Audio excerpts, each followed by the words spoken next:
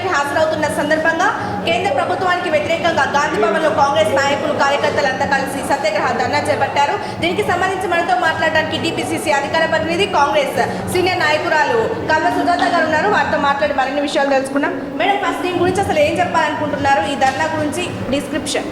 అంటే ఈ ధర్నా గురించి తెలుసుకోవాల్సింది పెద్దగా ఏం లేదు. అందులో అంటే మోదీ చేస్తున్నటువంటి దారుణాలు, అకృత్యాలు, అప్పుల కన్నా అసలు ఇది మా సొంత సంస్థ, మా కాంగ్రెస్ కండువా వేసుకొని మా కాంగ్రెస్ రిసిప్ట్లో మేము సభ్యత్వం తీసుకున్నటువంటి చెమటోడిచి కట్టినటువంటి 5 రూపాయల సభ్యత్వ డబ్బు అప్పుల పాలైనటువంటి అప్పులు, అంటే అప్పుల మీన్స్ మీలాంటి మీడియా వాళ్ళు దాన్ని నడుపుతున్నటువంటి పత్రికా విలేకరులు వాళ్ళందరికీ జీతాలు ఇవ్వలేనటువంటి పరిస్థితిలో 2008లో, అంతకుముందు ఇది 1938లో మేము పత్రికని స్టార్ట్ చేసినాం, నేషనల్ హెరాల్డ్ అనే పత్రికని.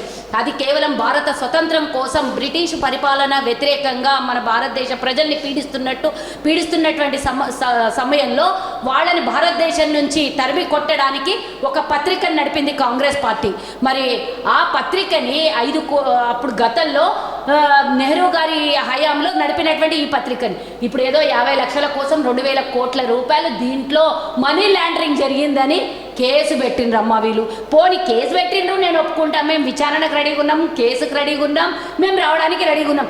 కానీ ఒక ఈడీ పిలిచే ముందు ఎఫ్ఐఆర్ ఫైల్ అవుతుందా లేదా, ఎఫ్ఐఆర్ నోటీస్ వస్తుందా లేదా? సరే, ఆ గాంధీ కుటుంబాన్ని వదిలేద్దాం, అందరిని వదిలేద్దాం. ఈరోజు పార్లమెంటులో ఎంపీగా ఉన్నటువంటి సోనియా గాంధీ గారు ప్రతిపక్ష అధినేత అండ్ రాహుల్ గాంధీ గారు ఎంపీ. మరి ఇద్దరు ఎంపీలు ప్రజాప్రతినిధులు, వాళ్ళిద్దరికి నోటీసులు ఇచ్చే ముందు ఫస్ట్ ఎఫ్ఐఆర్ బుక్ అవుతుందా లేదా? ఎఫ్ఐఆర్ బుక్ కాకుండా వాళ్ళిద్దరిని ఎందుకు ఈడీ విచారణ పిలిచినా అంటే మీకు దమ్ము లేదు. ఎఫ్ఐఆర్ ఏ బేస్లో చేయాలి? దమ్ము లేదు, ఆ సత్తా లేదు. ఈరోజు ఈడీ కార్యాలయానికి ఈడీ వాళ్ళకి నేను అడుగుతున్నా, ఈడీలు మీరు కేడీలు, ఆయన మోడీ, ఇద్దరు కలిసి ఈరోజు భారతదేశాన్ని ఏం చేయాలనుకుంటున్నారు అంటే ఒక సంస్థ, స్వచ్ఛంద సంస్థ ఇది ఏంటి, ఒక అటానమస్ బాడీ ఈడీ అంటే. మీరు స్వచ్ఛందంగా మీరు విచారణ జరిపి ఇచ్చడానికి మీకు ఆల్ రైట్స్ ఉన్నాయి. కానీ ఈరోజు మోదీకి సంబంధించినటువంటి కొన్ని ఆర్ఎస్ఎస్ భావజాలాలు ఉన్నటువంటి వ్యక్తులు 2017లో ఇది క్లోజ్ చేసేసి దీన్ని కొట్టేసినటువంటి కేసునే ఇదే ఈడీ అంటే. ఈడీ ఇప్పుడు మళ్ళీ కేసు పెట్టిందంటే గతంలో చేసినటువంటి విచారణ ఈడీ మీద ఈడీకే నమ్మకం లేదా?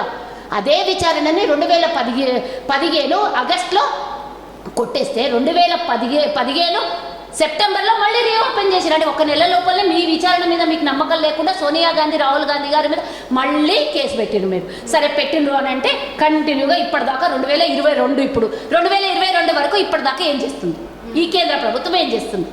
ఏం చేస్తుంది అని అంటే ఈరోజు మాకెవ్వరు తిరుగులేరు, అడ్డు లేరు అని సైలెంట్గా కూర్చుంది. రాహుల్ గాంధీ గారు ఎప్పుడైతే మొన్న రాజస్థాన్లో డిక్లరేషన్లో కాశీ టు కన్యాకుమారి పాదయాత్ర అన్నారో ఇంకా ఎండగడతారు. కాంగ్రెస్ పార్టీకి ఇప్పుడే ఆల్రెడీ గ్రాఫ్ పెరుగుతుంది, దేశం మీద అరాచకాలు ఎక్కువైపోయినాయి, దేశ ఆర్థిక వ్యవస్థ కుంటుపడిపోయింది, దేశం అప్పుల పాలైంది, వందలాది కోట్లు అప్పులు చేసినాము, ప్రతి ఒక్కరి మీద పుట్టిన కాడి నుంచి చచ్చిన శ్మశానం దాకా మేము ట్యాక్సులు వసూలు చేస్తున్నాం. ఇవన్నీ ప్రజల దగ్గర తీసుకొని పోతారు. ప్రజలు వీళ్ళకి చైతన్య రథంలో కూర్చోబెడతారు, వీళ్ళకు ఆరాధన చేస్తారు. మళ్ళీ స్వతంత్రం తెచ్చినటువంటి కాంగ్రెస్ పార్టీకి మళ్ళీ పూర్వ వైభవం వస్తుంది, అధికారం వస్తుందని ఒకే ఒక భయంతో దాన్ని డైవర్షన్ చేయడానికి వీళ్ళని మళ్ళీ ఈడీ కేసులకు పిలవడం జరిగింది. మొన్న ఇప్పుడు సోనియా గాంధీ గారికి, మొన్న రాహుల్ గాంధీ గారికి జరిగింది. 5 రోజులు ప్రతిరోజు 10 గంటల విచారణ చేసిండ్రు. ప్రతిరోజు 10 గంటలు అంటే 5 రోజులకి 50 గంటల విచారణ చేసిండ్రు. చేసుకోండి రాబాయ్, మీకు ఓడొద్దలేదు, చెయ్యండి. కానీ మా నాయకుడు, నువ్వు ఎఫ్ఐఆర్ ఫైల్ చేయకున్నా కూడా మా నాయకుడు విచారణకు వచ్చింది. కానీ ఈరోజు కాంగ్రెస్ పార్టీ ఎందుకు ఊరుకుంటుంది? మా నాయకుల్ని అనవసరమైనటువంటి ఇబ్బందులు పెడితే, వాళ్ళని అవమాన పాలు చేస్తుంటే మా పార్టీ క్యాడరు మేమున్నా సచ్చినా ఒక్కటే, మా నాయకులకు ఇబ్బంది కలిగితే మా పార్టీకి ఇబ్బంది కాదా? మా పార్టీని నమ్ముకొని బతుకుతున్నటువంటి కోట్లాది మంది కార్యకర్తలకు ఈరోజు అవమానకరం కాదా? మా నాయకుడిని తీసుకొని పోయి మీరు ఈడీ విచారణ పేరు మీద మీరు మానసిక శోభకి ఇబ్బంది పెడుతుంటే, ఏమీ లేకున్నా వాళ్ళను 1,00,000 ప్రశ్నలతో ఇబ్బంది పెడుతుంటే, మీరు చేస్తున్నటువంటి అరాచకాలని ఎండగట్టే కాంగ్రెస్ వస్తుందనే ఒకే ఒక భయంతోనే ఈ పాదయాత్ర. ఈరోజు దేశంలో మీరు పెంచిన ధరలు, మీరు అమ్ముకుంటున్న సంస్థలు, మీరు అంటబెడుతున్న, మీరు గుజరాతీ దోనో మిల్కే దేశ్కో లూటా, అదానీ అంబానీ ఇద్దరిని కలిపి ఇద్దరికి అమ్ముకుంటున్న అమిత్ షా, మోదీ డబుల్ ఇంజన్, ఇంకో డబుల్ ఇంజన్కి అమ్ముకుంటుంది విషయాల్ని ఇవన్నీ ఎండగడుతుంది కాంగ్రెస్ పార్టీ, కాంగ్రెస్ క్యాడర్. కాబట్టి ఒకే ఒక భయంతో రాహుల్ గాంధీని, సోనియా గాంధీని ఇబ్బంది పెట్టడానికి ఈడీ విచారణకు తీసుకొని పోయిండ్రు. కాబట్టి కాంగ్రెస్ ఇదిలో సోనియా గాంధీ, రాహుల్ గాంధీ గారు మాకు చేయమని ఆదేశాలు కాదు, మా క్యాడర్, మా నాయకులకు ఇబ్బంది అయితే మా పార్టీకి ఇబ్బంది, దేశ భద్రతకి ఇబ్బంది. కాబట్టి మా నాయకుల కోసం మేము పోరాడుతున్నాం. కాబట్టి ఈరోజు దేశంలో ఉన్నటువంటి ప్రతి రాష్ట్రంలో, ప్రతి పిసిసి ఆఫీస్లో ఈరోజు కాంగ్రెస్ పార్టీ ఆధ్వర్యంలో మొన్న చేసినాము 21వ తారీఖు నాడు సోనియా గాంధీ గారికి విచారణకు తీసుకుపోయినప్పుడు మొన్న ఇందిరాగాంధీ స్టాచ్యూ నుంచి సోమాజిగూడలో నెక్లెస్ రోడ్లో అక్కడి నుంచి ఈడీ ఆఫీస్ వరకు భారీ ఎత్తున కాంగ్రెస్ క్యాడర్ అంతా వెళ్ళి నిరసన వ్యక్తం చేసినాము ఈడీ ఆఫీస్ మీద. మళ్ళీ ఈరోజు విచారణకు పిలిచారు. కాబట్టి ఈరోజు మేము సత్యాగ్రహ దీక్ష ఈరోజు గాంధీ భవన్ ఆవరణలో వర్షాన్ని కూడా లెక్క చేయకుండా కాంగ్రెస్ ప్రతి జిల్లా నుంచి వచ్చినటువంటి కార్యకర్తలు, లీడర్లు అందరూ సోనియా గాంధీ గారికి ఈరోజు సపోర్టుగా నిలబడి, కాంగ్రెస్ పార్టీకి సపోర్టుగా నిలబడి ఈరోజు దీక్షలో పాల్గొన్నారు. ఇదా మీరు చేస్తున్నటువంటి పరిపాలన? ఒక తల్లికి, ఒక చెల్లికి ఇచ్చే గౌరవం, ఒక మహిళకి ఇచ్చే గౌరవం. భారతదేశంలో మొదటిగా గౌరవించేది భారత మాత అంటే ఒక మహిళని. ఈ మాత్రం సంస్కారం లేనోళ్ళు మీరు. ఆ తల్లి కరోనా బారి నుంచి మొన్ననే ఆసుపత్రి నుంచి బయటకు వచ్చింది, ఆ మాత్రం గౌరవం లేదా? మీ ఈడీ ఉరికిపోతుందా? మోదీ చచ్చిపోతారా? లేకపోతే మీ బీజేపీ చచ్చిపోతుందా? ఎవరికి ఏమవుతుందని అంతగానం తొందరపడి ఈమెను పిలిపించింది ఈరోజు మా సోనియా గాంధీ గారిని. ఒక నెల రోజుల్లో 2 నెలలు అయితే ఆ ఈడీ లోపల మేమేమైనా కేసులు కొట్టేపించుకుంటాం, లోపల ఏమైనా ఉన్నా మా మీద ఉన్నటువంటి కేసులు కొట్టేపించుకుంటామా? ఈరోజు మీకు భయం పుట్టుకుంది. అక్టోబర్ 2వ తారీఖున కాసుకోండి బీజేపీ. ఈరోజు మీరు కాంగ్రెస్ని అడ్డం పెట్టి, సూర్యుడిని అరిచేత్తోని అడ్డం పెట్టి ఆపాలంటే యమంతరం కాదు. ఈరోజు విభజించి పరిపాలిస్తున్నారు మీరు దేశాన్ని. ఉన్నోనికి ఒక వర్గం, లేనోంది ఒక వర్గం చేసి ఈరోజు పరిపాలిస్తున్నారు. భారత్ జోడో కార్యక్రమం తీసుకుంది కాబట్టి మీరు చేస్తున్న అరాచకాలకు కట్ట వేస్తారు. కాబట్టి ఆ భయంతో ఈరోజు మళ్ళీ తల్లి కొడుకుల్ని ఇద్దరిని. కానీ సోనియా గాంధీ గారు మొన్న చెప్పిండ్రు, నేను ఇందిరా గాంధీకే బహు హూ, మై నై డర్ती हूं అని చెప్పింది. హమ్ కిసి సే నా డరింగే నా జుకేంగే. ఈరోజు నెహ్రూ దేశ స్వతంత్రం కోసం కొట్లాడినటువంటి కుటుంబం, వారి మనుమడి భార్య ఇందిరాగాంధీ దేశాల కోసం ప్రాణం అడ్డం పెట్టి ప్రాణాన్ని కోల్పోయినటువంటి ఇందిరాగాంధీ గారి కోడలు, దేశం కోసం ప్రాణాలు పోగొట్టుకున్నటువంటి రాజీవ్ గాంధీ గారి సతీమణి, ఈరోజు తనకున్నటువంటి ఒక్కగానొక్క కొడుకుని దేశ సేవ కోసం వదిలినటువంటి రాహుల్ గాంధీ తల్లి. మీరేమనుకుంటున్నారో ఆ పార్టీకి కానీ గాంధీ కుటుంబానికి కానీ ఒంటి మీద ఈగ వాళ్తే కాంగ్రెస్ క్యాడర్ చూస్తూ ఊరుకోదు అని మాత్రం గుర్తుంచుకోండి.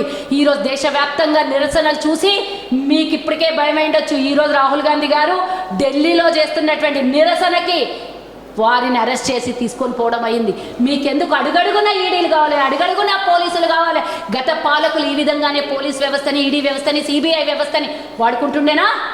ఎక్కడ కూడా స్వేచ్ఛ ఇచ్చింది, మీడియాకి స్వేచ్ఛ ఇచ్చింది, ఈడీకి స్వేచ్ఛ ఇచ్చింది, ఎలక్షన్ కమిషన్కి స్వేచ్ఛ ఇచ్చింది, ఎవరి పనులు వాళ్ళకి చేసుకొని ఇచ్చిందే. కాబట్టి 170 సంస్థలు గుండు సూది నుంచి ఈరోజు ఐటీ రంగం వరకు తీసుకొని వచ్చిన కాంగ్రెస్ పార్టీ ఈరోజు స్వేచ్ఛగా పనులు చేసుకొని ఇచ్చింది. ఏమంటారు అది? ఈరోజు డెవలప్మెంటే ప్రధాన ఎజెండాగా పోయినటువంటి కాంగ్రెస్ పార్టీ కుటుంబ సభ్యులనా మీరు ఇబ్బంది పెట్టేది? గాంధీ కుటుంబ సభ్యులనా? ఈరోజు గాడ్సే కుటుంబం పరిపాలిస్తుంది దేశాన్ని. ఈరోజు గాడ్సే గాంధీ ఫోటో కిందే తొక్కుతారు, ఈరోజు గాడ్సే ఫోటో పెట్టి పూజ చేస్తారు. మీరు కూడా గాడ్సే కుటుంబం వల్లే దేశానికి ఎప్పుడెప్పుడైతే ఆపతి బ్రిటిష్ వాళ్ళతో వచ్చిందో 200 సంవత్సరాలు, ఇప్పుడు మళ్ళీ ఇంకో బ్రిటిష్ లాంటి పరిపాలకులు, దేశద్రోహులు దేశంలో ఉండే ఈరోజు దేశాన్ని విచ్ఛిన్నం చేస్తూ దేశంలో మళ్ళోసారి గాడ్సే దొంగలు పడ్డారు. వీరి బారి నుంచి కాపాడాలంటే కేవలం కాంగ్రెస్ పార్టీ నుంచే అవుతుంది, కాంగ్రెస్ పార్టీకే సాధ్యం. కాంగ్రెస్ పార్టీ లేకపోతే ప్రజాస్వామ్యం కూనీ అవుతుంది దేశంలో. కాబట్టి దేశ ప్రజలందరికీ విన్నవించుకుంటున్నా, ఇలాంటి ముసుగేసుకున్నటువంటి దొంగలు అబద్ధాల పూరితమైనటువంటి మాటలు చెప్పి కాంగ్రెస్ ఏ పని చేసిందో దాన్ని వ్యతిరేకంగా వక్రపూరితంగా మాట్లాడి వాట్సాప్ యూనివర్సిటీలో బతుకుతున్నటువంటి మీరు బయటికి రండి, బయట ప్రపంచం చూడండి, నిజంగా ఏం జరుగుతుందో చూడండి. తల్లిని గౌరవించని వాడు సమాజంలో ఏ మహిళను కూడా గౌరవించాడు. తల్లిని ఎక్కడో ఒక చిన్న ఇంట్లో పెట్టినాని సెంటిమెంట్తో ఈరోజు దేశ రాజకీయం నడిపిస్తూ అవే ఓటు బ్యాంకుగా మార్చుకున్నటువంటి మీరు ఈరోజు ప్రధానమంత్రి కోట్రి పెద్దది 1000 కోట్ల రూపాయలతో ఉంటుంది. ఆ తల్లికి ఒక మూల ఒక రూమ్ కూడా లేదా నీ తల్లిని నువ్వు చూసుకోవడానికి. కాబట్టి నీకు తల్లికి ఇచ్చే గౌరవం లేదు కాబట్టి సోనియా గాంధీ గారిని ఇబ్బంది పెడుతున్నావు. దేశ ప్రజలు ఈరోజు మహిళలు ఎంతో అత్యధికంగా ఈరోజు మానభంగం చేయబడుతున్నారు. మహిళలకు రక్షణ లేకుండా పోయింది. ఈరోజు మీ ధృతరాష్ట్ర పాలన భారతదేశంలో నడుస్తుంది. ఇప్పుడు మనం చూసుకున్నట్లయితే ప్రధాని మోడీ బహిరంగ సభ కోసం హైదరాబాద్ వచ్చినప్పుడు టీఆర్ఎస్ వాళ్ళు అంటారు ఏదో టూరిస్ట్ అట్లా వస్తూనే ఉంటారని చెప్పేసి అంటారు. బీజేపీ వాళ్ళు అంటారు మేమెందుకు టూరిస్ట్ అవుతాం, దేశానికి ప్రధానమంత్రి టూరిస్ట్ అవుతారు, మీరు కాశ్మీర్కి వెళ్ళినప్పుడు మీరు అక్కడ టూరిస్ట్ అవుతారు అంటారు. వీళ్ళిద్దరు టీఆర్ఎస్ బీజేపీ కొట్టుకుంటారు, మళ్ళీ వెళ్ళి ఢిల్లీలో కలిసి ఉంటారు. అసలు మధ్యలో కాంగ్రెస్ పరిస్థితి ఏంటంటారు? కాంగ్రెస్ పరిస్థితి ఏంది? ప్రతిపక్షంగా మమ్మల్ని ఈరోజు నేషనల్ పార్టీ, మాదేంది ప్రాంతీయ పార్టీ కాదు, నేషనల్ పార్టీ. మాకు ప్రజలు ప్రతిపక్షంగా ప్రజల పక్షాన మాట్లాడడానికి కూర్చోబెట్టారు. కాబట్టి మీరిద్దరు చేస్తున్న సినారియో అందరు చూస్తున్నారు. ఆయన వచ్చిపోతాడు, తెల్లారి ఈయన ఫామ్ హౌస్లో పోయి వండుకుంటాడు. 8 రోజులు అయినాక బీజేపీ లేవలేదని 8 రోజుల తర్వాత మీటింగ్ పెట్టి లేపుతాడు దాన్ని. నువ్వు జాకీలు పెట్టి లేపినా అది లేసదా? నట్లే బోల్టులు లేవు దానికి. అది ఎట్లా లేస్తుంది? మీదికి లేవదు, చక్రాలు ఊడిపోయిన బండే అది. అది ఎట్లా లేస్తుంది? అది కమలం పువ్వు అని పేరుకు చెప్తుంది. బురదలో ఉన్నటువంటి బతుకులు వీళ్ళయి. ఈ బురదలో బతికేటోళ్ళు ఎవరిని అంటారు? ఇక నేను అది పేరు పెట్టి చెప్పను. ఇక ఆ బతుకులు వాళ్ళయి. ఇక ఇట్లాంటి వాళ్ళ గురించి, దేశం గురించి, దేశ స్వతంత్రం గురించి, దేశ పోరాటం గురించి వీళ్ళు చరిత్రలో ఉన్నవాళ్ళు కాదు, చరిత్ర సృష్టించిన వాళ్ళు కాదు, చరిత్ర తెలుసుకున్న వాళ్ళు కాదు. నా బిఫోర్ స్వతంత్రం, నా ఆఫ్టర్ స్వతంత్రం. మీరు వచ్చింది ఎప్పుడు? 1980లో వచ్చి ఈరోజు 40 ఏళ్ల నుంచే భారతదేశాన్ని స్వతంత్రం తెచ్చింది మీరే. హిందుత్వం అంటే మీరే, హిందువులు అంటే మీరే. భారతదేశంలో మిమ్మల్ని చూసే హిందువులు అనేది భగవంతుడు, దేవుడు అనేది సృష్టికర్తగా మీరే మార్చారు. లేకపోతే ముందు ఎవరు దేవుళ్ళని పూజ చేయకుండా, ముందు ఎవరు దేవుళ్ళకి తెలియదు. రాముడిని విడదీసి రాజకీయాల్లోకి తీసుకొచ్చారు. రాముడిని సీతతో విడదీసిన ప్రపంచ చరిత్రలో దరిద్రుల దౌర్భాగ్య చరిత్ర అంటే వీళ్ళదే. ఇంకెవరు కూడా భగవంతుడిని తీయలేదు, రాజకీయంగా వాడుకోలేదు. ఇప్పుడు మేము భారత్ మాతాకి జై అంటారు వీళ్ళు. మేము అప్పుడెప్పుడో భారత్ మాతాకి జై అని మీరు అనడం కాదు. భారత్ మాతా గురించి మాట్లాడింది కాంగ్రెస్ పార్టీ. రాజీవ్ గాంధీ గారి హయాంలో మేరా భారత్ మహాన్ అన్నది కాంగ్రెస్ పార్టీ. మీరేంది చెప్పేది? భారత మాత ఒక తల్లి. మీరు తల్లినే గౌరవిస్తలేరు, ఒక మహిళనే గౌరవిస్తలేరు. మీరు భారత్ మాతాకి జై అని అంటే ఎట్లా అవుతుంది? కాబట్టి మీరు రాష్ట్రానికి వచ్చినప్పుడు రాష్ట్రం ప్రత్యేకంగా ఏర్పడినటువంటి కొత్త రాష్ట్రము. మేము ఎదురు చూసినాము. ఆయన అర్ధగంట మాట్లాడితే మోదీ ఏమన్నా తెలంగాణ ప్రజలకు ఏమన్నా వరాలు ఇస్తాడేమో అనుకున్నాం. కానీ నువ్వు వచ్చిపోయి ఏం చేసినావు? ఒక మీటింగ్ పెట్టినావు, ఒక సభ పెట్టినావు, ఒక నీ ఎగ్జిక్యూటివ్ మీటింగ్ మీటింగ్ పెట్టుకొని పోయినావు. పక్క రాష్ట్రాలందరి దగ్గర నుంచి ట్రైన్లు, బస్సులు పెట్టి సభను నింపుకున్నావు. నువ్వు చేసింది అయ్యి ఏందయ్యా అని అంటే ఏం లేదు. అమిత్ షా వచ్చి గతంలో వచ్చి కేసీఆర్ అవినీతి పాలన మాకు అన్నీ తెలుసు, మా దగ్గర ఉంది అని చెప్పిపోయాడు. మేము కూడా ప్రధానమంత్రి ఏమైనా చెప్తాడేమో, కేసీఆర్కి లోపలేపించేది 4 లక్షల కోట్ల అప్పు గురించి ఏమైనా మాట్లాడతాడేమో, దోచుకునేదంటే ఇంకో దొంగని మాట్లాడలేడు కదా. ఆల్రెడీ దోచి అదాని అంబానీకి పెడుతున్నావు. నువ్వు పెడితే నీ బండారా నేను బయట పెడతాను మోదీకి కేసీఆర్ అంటాడు. కాబట్టి ఇద్దరు హమ్ బోల్తేనే హమ్ సున్తేనే దోనో ఇద్దరు కలిసి అట్లనే చేసారు. కాబట్టి 8 రోజుల తర్వాత ఈయనేమనుకున్నాడంటే బీజేపీ లేస్తుందేమో ఆ మీటింగ్ తర్వాత అనుకోగా తెల్లారే ఎవడు మాట్లాడలేదు, తుస్సు మన సభ. కాబట్టి అమ్మో బీజేపీ, కాంగ్రెస్ ఓటు చీలిపోయి బీజేపీకి పడాలి. ఆ బీజేపీని పడాలంటే అప్పుడప్పుడు లేపుతుండాలి. ఎవరు లేపాలి? బీజేపీ వాళ్ళకి లేపని శాత కాదు తెలంగాణ. ఏం మొహం పెట్టుకొని తెలంగాణ ప్రజల మీద దగ్గర పోతారు? నా ఒక్కదాని దగ్గర రమ్మని మొత్తం 4 కోట్ల మంది తెలంగాణ ప్రజలకు అవసరం లేదు. నేను ఒక్కదాన్ని కూర్చుంటా, మీరు నాతో డిబేట్ చేయండి. బత్తాయిలు అందరు కలిసి, బీజేపీ నాయకులు అంతా కలిసి నేను అడుగుతున్నా. కాబట్టి ఇలా ప్రజల దగ్గరికి వెళ్ళే దమ్ము ధైర్యము లేదు. సిగ్గుపోతుంది వీళ్ళు పోతే. కాబట్టి బీజేపీని అంటే Congress party main, TRS BJP వీళ్ళు వేస్ట్ అని విమర్శిస్తున్నారు. తెలంగాణ ఇచ్చింది కాంగ్రెస్. 1200 మంది ఆత్మ బలిదానం చేసుకుంటే ఆ బిడ్డలు చచ్చిపోతున్నారని ఒక తల్లి మనోవేదనతోని, బాధతోని తెలంగాణ ఇచ్చింది. లేకపోతే కేసీఆర్ అట్లాంటి 100 మంది భూమి మీద పుట్టినా తెలంగాణ ఇవ్వద్దు అనుకుంటే రాకపోతుండే. నువ్వుగా తెచ్చింది, మేమిచ్చింది. గప్పుడెప్పుడో కేటీఆర్ స్టేజ్ మీద మాట్లాడతాడు, మేము తెలంగాణ లేకపోతే జీటీపీసీసీ ఎవరు, రాహుల్ గాంధీ తెలంగాణకి ఎందుకు వస్తాడు, మేమే ఇవ్వకపోతే నువ్వు నాంపల్లి దర్గా దగ్గర కూర్చుంటుంటివి కదా. మేము ఇవ్వకపోతే నువ్వు మంత్రి ఎట్లయితుండివి, మీ అయ్య ముఖ్యమంత్రి ఎట్లయితుండే, నువ్వు పోయి అమెరికాలో పోయి చిప్పులు కడుక్కుంటుండివి. మేమిచ్చిన తెలంగాణలో ఈరోజు ఓటు అడగడానికైనా హక్కు మాకే ఉంది. ఇచ్చిన తెలంగాణ కాదు, భారతదేశానికి స్వతంత్రం తెచ్చిన తెలంగాణ గతంలో నవాబుల పరిపాలన నుంచి విముక్తి చేసి తెలుగు రాష్ట్రాలుగా మార్చినటువంటి హైదరాబాద్ నగరాన్ని నైజాం పాలన నుండి విడిపించినటువంటి చరిత్ర కాంగ్రెస్ది. కాబట్టి ఇక్కడ ఈరోజు ఓటు అడగడానికి కాంగ్రెస్కి మాత్రం తప్ప ఏ పార్టీకి కూడా హక్కు లేదు. ఓటు వేయాల్సినటువంటి నైతిక బాధ్యత కూడా తెలంగాణ 4 కోట్ల మంది ప్రజలదని నేను చెప్తున్నా. ఇప్పుడు చూసుకున్నట్లయితే కేటీఆర్కి కాలు ఇరిగి హాస్పిటల్లో ఉన్నాను, ఇంటికి వచ్చానని చెప్పేసి ట్వీట్ పెట్టారు. ఓటీటీలో ఏ సినిమాలు చూడాలని అంటున్నారు, మీరేం సజెషన్స్ ఇస్తారు? మరి ఆయన ఖాళీలో కొట్టుకుంది ఎందుకు? ఓటీటీలో సినిమాలు చూడనికే కదా. ఆయనతో పాటు అక్కడ మంచిర్యాల మునిగిపోతుంది, బెల్లంపల్లి మునిగిపోతుంది, పెద్దపల్లి నియోజకవర్గాలు మొత్తం మునిగిపోతున్నాయి. ఇక్కడ హైదరాబాద్లో గుండంలాగా నీళ్లు పారుతున్నాయి. పడవలు వేసుకొని గతంలో ఆయన నయాగరా ఫాల్స్ అనిండే హైదరాబాద్ని నయాగరా ఫాల్స్ చేస్తాను. ఆ దరిద్రం నోడుతో ముఖ్యమంత్రి ఏమన్నాడో కానీ హైదరాబాద్ నిండా నయాగరా ఫాల్స్ అయింది, అంటే మూసీ నది ఫాల్స్ అయింది ఇక్కడ. కాబట్టి ఈరోజు హైదరాబాద్లో ఇంత వర్షానికి నీళ్ళల్లో కొట్టుకొని పోతున్నాయి ఇంట్లో. కానీ వాళ్ళ అవస్థ నీకేం తెలుస్తుంది? నువ్వు అమాంతకు వచ్చి ఆ సీటు మీద కూర్చున్నావు కదా, నీకు కష్టం తెలియదు బిడ్డ. కేటీఆర్ నీకు కష్టం తెలియదు. పేద బలహీన బడుగు వర్గాల కష్టం నీకేం తెలుస్తుంది? పేద ప్రజల కష్టం నీకేం తెలుస్తుంది? నీళ్ళలో మునిగిపోయి కనీసం వండుకోవడానికి ఒక గిద్దెడు బియ్యం కూడా లేకుండా అల్లాడుతున్నారు. నీళ్లు తాగడానికి కూడా లేకుండా ఈరోజు నీళ్ళల్లో మునిగిపోయినటువంటి ఇండ్లు కుటుంబాలు ఉన్నాయి. వాళ్ళ గురించి ఎక్కడ పోయి దగ్గర పోయి పరామర్శించాల్సి వస్తుందో అని ఈ కాలిరిగిన నాటకం చేస్తున్నాడు. నువ్వు ఎట్లన్నా ఇరగొట్టుకుంటావు అని ముందే తెలుసు. కానీ ఎప్పుడో ఒకసారి నువ్వు నీ అయ్య ఎవరన్నా ఇరగొట్టుకుంటారో ముందే తెలుసు. ఎందుకంటే ఇది డాక్టర్ పీకే ప్లాన్ కదా, ఇది అందరికీ తెలిసినటువంటి విషయం. ఆయన పెట్టకపోతే ట్వీట్ విచిత్రం, కానీ పెడితే ఏంటి విచిత్రం అమ్మా? సినిమాలు చూస్తాడంట, సినిమా చూపించే రోజు తెలంగాణ ప్రజలు దగ్గరలో ఉంది. రియల్ సినిమా చూపిస్తారు కేటీఆర్కి తెలంగాణ ప్రజలు. రీసెంట్ లేటెస్ట్ న్యూస్ ప్రకారం ఈటెల రాజేందర్ ఏమంటున్నారంటే టీఆర్ఎస్కి గట్టి ప్రత్యామ్నాయం బీజేపీయే, కాంగ్రెస్ ఎమ్మెల్యేలు కావచ్చు టీఆర్ఎస్ ఎమ్మెల్యేలు కావచ్చు నాతో టచ్లో ఉన్నారు, నేను వాళ్ళని తీసుకొస్తా, ఖచ్చితంగా మా పార్టీలోకి బీజేపీలోకి తీసుకొస్తా, కాంగ్రెస్ ఎమ్మెల్యేలు నాతో టచ్లో ఉన్నారు అంటున్నారు. మీకు పార్టీలో ఇలాంటి పరిస్థితి ఏమైనా ఉందా? వాళ్ళ దగ్గర లీడర్లు లేరు కదా, పక్కలు ఎదిగినటువంటి లీడర్లను తీసుకుపోయేది తప్పించి ఇంకో పని ఏముంటుంది? మరి ఇన్ని రోజులైంది మోదీ పోయి తెలంగాణకి వెళ్ళి వచ్చి ఒక్క నాయకుడిని మీరు మీ పార్టీలో జాయిన్ చేసుకోలేదు. 27వ తారీఖు అల్టిమేటం ఇచ్చిండు. 27వ తారీఖు ఎంతమంది వలసలు వస్తారో చూద్దాం. ఇట్లాంటి రాజగోపాల్ రెడ్డి మీదనో లేకపోతే ఆడ పోయి ఆయన పేరు కొండా విశ్వేశ్వర్ ఇట్లాంటి వాళ్ళతో పాచికలు ఆడితే కుదరదు. మీ దగ్గర మాదేమో ఫ్యాక్టరీ అయ్యే, మీదేమో ట్రేడింగ్ చేసుకునేది అయ్యే మీ పార్టీ. మీరు ఇక్కడ నుంచి తీసుకొని పోయేదే తప్పించి మీకు తయారు చేసేది ఏముంటుంది? మళ్ళీ బీజేపీ భావాజాలాలు, ఆర్ఎస్ఎస్ భావాజాలాలు దేశం కోసం ధర్మం కోసం. మరి ఇక్కడ ఈ పార్టీలలో అక్కడిక్కడ తప్పులు చేసిపోయిన వాళ్ళందరూ శంకర్లో పోసిన తీర్థం ఎట్లయితారో నాకు అర్థం కాలేదు. మీరు తెచ్చుకుంటా అంటున్నారు. మీరు తెచ్చుకునేటంటే చెప్పి చేసుడు కాదు, చేసి చూపియండి. మా కాంగ్రెస్లోకి వస్తున్నటువంటి వలసలు మీకు కళ్ళకు కనబడతలేదా? ఈరోజు తెలంగాణలో అల్టిమేట్ అయినా ఆల్టర్నేట్ అయినా తెలంగాణ ప్రజలకు తెలిసింది. తెలంగాణ ఇచ్చినటువంటి సోనియా గాంధీ గారికి ఒక ఓటు రూపంలో రుణం తీర్చుకుందామని తెలంగాణ ప్రజలు రెడీగా ఉన్నారు. కాబట్టి ఈ టాపిక్ని డైవర్షన్ చేసి బీజేపీకి ఎవడు కాంతలేడు, ఎవడు పట్టించుకుంటలేరు. కాబట్టి అప్పుడప్పుడు ఈటెల రాజేందర్ బండి సంజయ్ మాట అయితే నమ్మేది ఇడిచిపెట్టేసిర్రు. దేవుడా నా దేవుడా అంటాడు కాబట్టి ఆయన పట్టుకునేది ఇడిచిపెట్టేసారు.